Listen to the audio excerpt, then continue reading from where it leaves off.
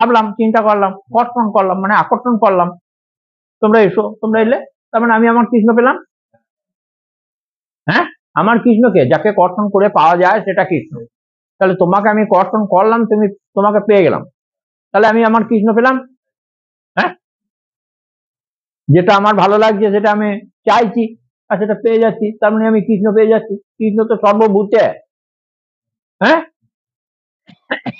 হ্যাঁ, নাকি? কৃষ্ণময় জগৎ। তাহলে কৃষ্ণময় জগতে কোন তো কৃষ্ণ নয়?